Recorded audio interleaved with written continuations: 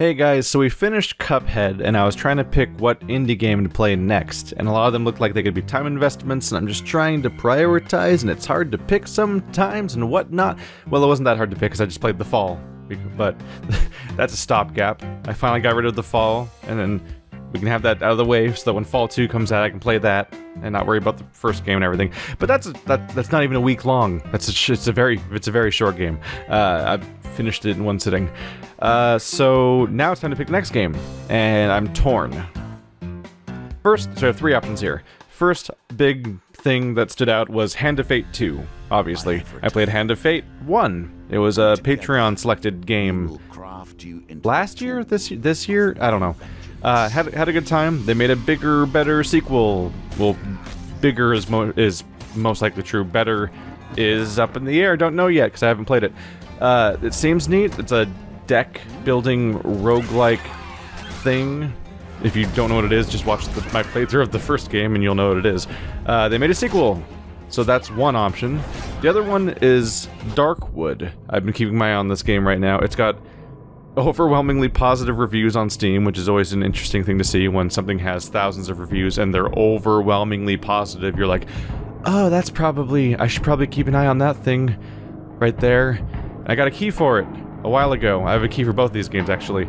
And it's just been sitting on my to-do list for the longest time. It looks like a mix between Silent Hill and This War of Mine. At least that's my guess from the outside. Because it has a day-night cycle, and so you have this changing state between spooky version of world and horrible nightmare version of world, which is where the Silent Hill comparison comes in.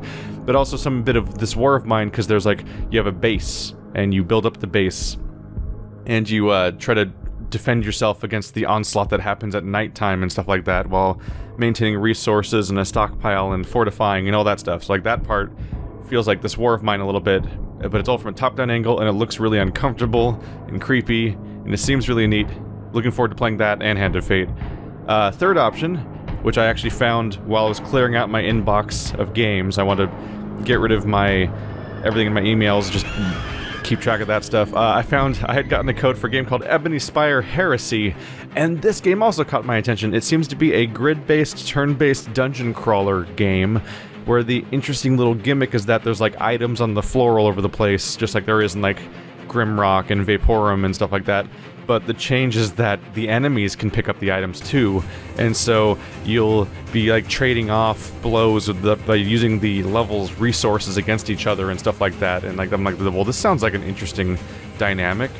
Like the reviews the Steam reviews talk about things like how like be careful about throwing that great axe at somebody because they might throw it back at you and stuff like that. I'm like, well, this looks like an interesting little new twist on this subgenre. So I've got my eye on that.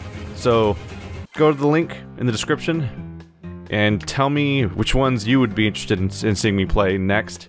I might play all of them eventually, I might not, I don't know, because games come out so often and so fast that my backlog list is an utter nightmare, and so nothing's ever guaranteed. But you can help me pick which one to play next.